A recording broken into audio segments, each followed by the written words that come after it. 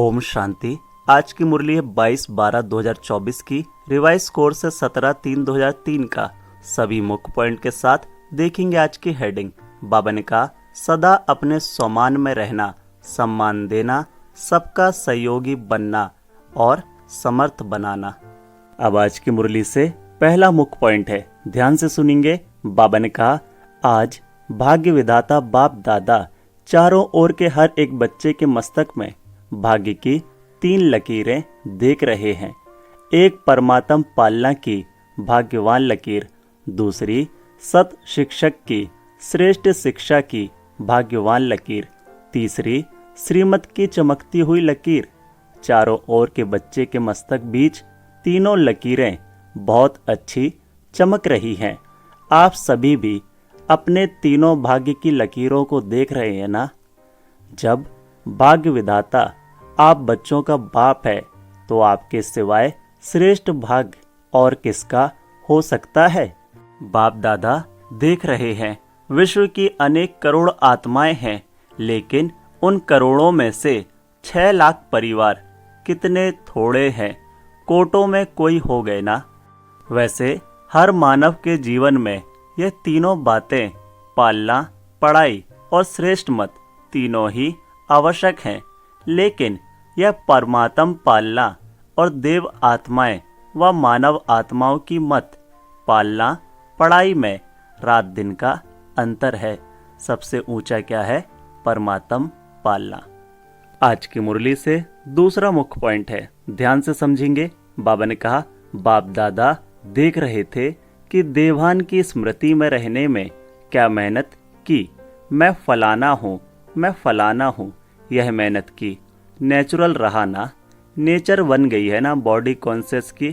इतनी पक्की नेचर हो गई जो अभी भी कभी कभी कई बच्चों को आत्म अभिमानी बनने के समय बॉडी कॉन्शियसनेस अपने तरफ आकर्षित कर लेती है। सोचते हैं मैं आत्मा हूँ, मैं आत्मा हूँ, लेकिन देवभान ऐसा नेचुरल रहा है जो बार बार ना चाहते ना सोचते देवभान में आ जाते हैं।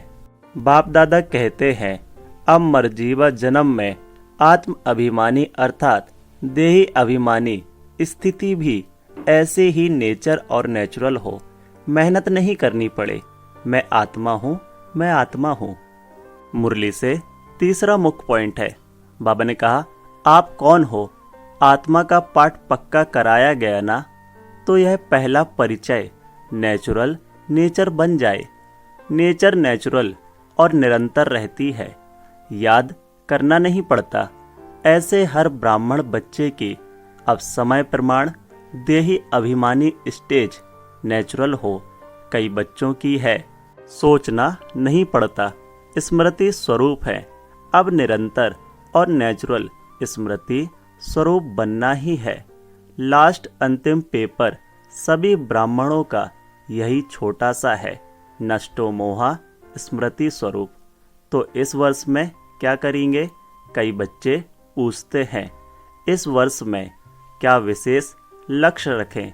तो बाप दादा कहते हैं, सदा देही अभिमानी स्मृति स्वरूप भव, कि हमें स्मृति रहे कि हम देही अभिमानी हैं। कल भी बाबा ने कहा था वरदान में कि सदा स्मृति रहे कि हम शांति धाम के रहवासी हैं, चलते फिरते। मुरली से चौथा मुख्य पॉइंट है, ध्यान से समझेंगे। बाबा ने कहा, इस वर्ष बाप दादा बच्चों के स्नेह में कोई भी बच्चे की किसी भी समस्या में मेहनत नहीं देखने चाहते। समस्या समाप्त और समाधान समर्थ स्वरूप। क्या यह हो सकता है? बोलो दादियाँ, हो सकता है। टीचर्स बोलो, हो सकता है। पांडव, हो सकता है। फिर बहाना नहीं बताना, यह था ना, यह हुआ ना, यह नहीं होता तो नहीं होता। बाप दादा बहुत मीठे मीठे खेल देख चुके हैं। कुछ भी हो, हिमालय से भी बड़ा 100 गुणा समस्या का स्वरूप हो, चाहे तन द्वारा, चाहे मन द्वारा, चाहे व्यक्ति द्वारा, चाहे प्रकृति द्वारा समस्या, पर स्थिति आपकी स्व स्थिति के आगे कुछ भी नहीं है। और स्व स्थिति का साधन है स्वमान।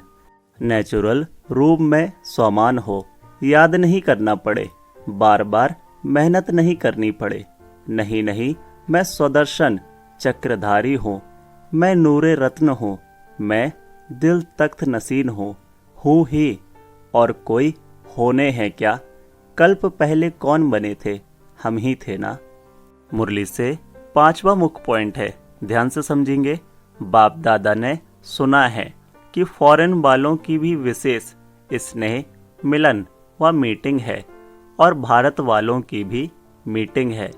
तो मीटिंग में सिर्फ सेवा के प्लान नहीं बनाना लेकिन बैलेंस का बनाना। ऐसा एक दो के सहयोगी बनो जो सभी मास्टर सर्वशक्तिवान बन आगे उड़ते चले। दाता बनकर सहयोग दो, बातें नहीं देखो, सहयोगी बनो। स्वमान में रहो और सम्मान देकर सहयोगी बनो, क्योंकि किसी भी आत्मा को अगर आप दिल से सम्मान देते हो, यह बहुत बहुत बड़ा पुण्य है। क्योंकि कमजोर आत्मा को उमंग उत्साह में लाया तो कितना बड़ा पुण्य है। गिरे हुए को गिराना नहीं है, गले लगाना है। अर्थात बाहर से गले नहीं लगाना, गले लगाना अर्थात बाप समान बनाना, सहयोग देना। आज की मुरली से 6वां मुख्य पॉइंट है। बाबा ने कहा, पूछा है ना कि इस वर्ष क्या क्या करना है? बस सम्मान देना और स्वमान में रहना। समर्थ बनाना, व्यर्थ की बातों में नहीं जाना। जो कमजोर आत्मा है ही कमजोर, उसकी कमजोरी को देखते रहेंगे तो सहयोगी कैसे बनेंगे? सहयोग दो तो दुआएं मिलेगी। सबसे सहज पुरुषार्थ है, और कुछ भी नहीं कर सकते हो तो सबसे सहज पुरुषार्थ है। दुआएं दो, दुआएं लो। ये बाबा ने आखिरी जो बाबा मिलन था उसमें भी यही बात की थी। दुआएं दो और दुआएं लो। सम्मान दो और महिमा योग्य बनो। सम्मान देने वाला ही सर्व द्वारा माननीय बनते हैं, और जितना अभी माननीय बनेंगे उतना ही राज्य अधिकारी और पूज्य आत्मा बनेंगे। देते जाओ, लेने का नहीं, लो और दो। यह तो बिजनेस वालों का काम है, आप तो दाता के बच्चे हो। आज की मुरली से 7वां मुख्य पॉइंट है। बाबा ने कहा, एक वाणी, दूसरा स्वशक्तिशाली स्थिति, और तीसरा श्रेष्ठ रूहानी वाइब्रेशन। जहाँ भी सेवा करो वहाँ ऐसा रूहानी वाइब्रेशन फैलाओ जो वाइब्रेशन के प्रभाव में सहज आकर्षित होते रहें। देखो, अभी लास्ट जन्म में भी आप सबके जड़ चित्र कैसे सेवा कर रहे हैं। क्या वाणी से बोलते? वाइब्रेशन ऐसा होता जो भक्तों की भावना का फल सहज मिल जाता है। ऐसे वाइब्रेशन शक्तिशाली हो।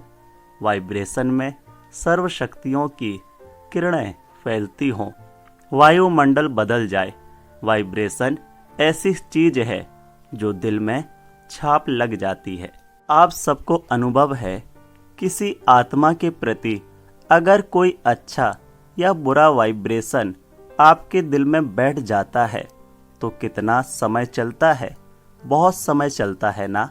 निकालने चाहो तो भी नहीं निकलता है। किसका बुरा वाइब्रेशन बैठ जाता है तो सहज निकलता है? तो आपका सर्व शक्तियों की किरणों का वाइब्रेशन छाप का काम करेगा। आज की मुरली से 8वां मुख्य पॉइंट ध्यान से सुनेंगे। दादी जी से बाप दादा कहते हैं, बाप दादा आपके ऊपर विशेष खुश है। क्यों खुश है? विशेष इस बात पर खुश है कि जैसे ब्रह्मा बाप सभी को ऑर्डर करता था, यह करना है, अभी करना है, ऐसे आपने भी ब्रह्मा बाप को फॉलो किया। तो दादी ने क्या कहा? आप भी मेरे साथ है। तो बाबा ने कहा, वह तो है ही, निमित्त तो आप बनी ना। और ऐसा दृढ़ संकल्प किया जो चारों ओर सफलता है। इसलिए आप में रूहानी ताकत बहुत गुप्त भरी हुई है। तबीयत ठीक है, रूहानी शक्ति इतनी भरी हुई है जो तबीयत कुछ भी नहीं है। कमाल है ना। दादियों का मिलना देखकर सबकी दिल होती है।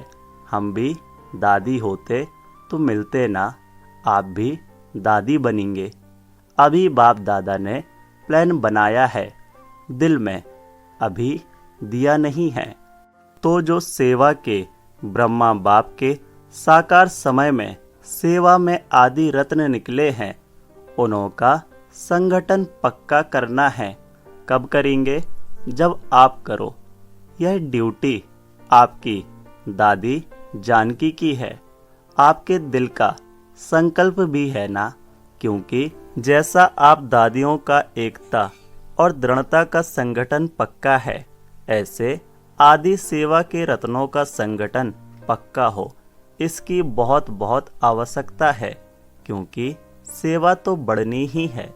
आज की मुरली से विशेष वरदान है। बाबा ने कहा, स्वमान की सीट पर सेट हो, हर परिस्थिति को पार करने वाले सदा विजय भव। डिटेल है, सदा अपने इस स्वमान की सीट पर स्थित रहो कि मैं विजय रत्न हूँ, मास्टर सर्वशक्तिवान हूँ। तो जैसी सीट होती है वैसे लक्षण आते हैं। कोई भी परिस्थिति सामने आए तो सेकंड में अपने इस सीट पर सेट हो जाओ।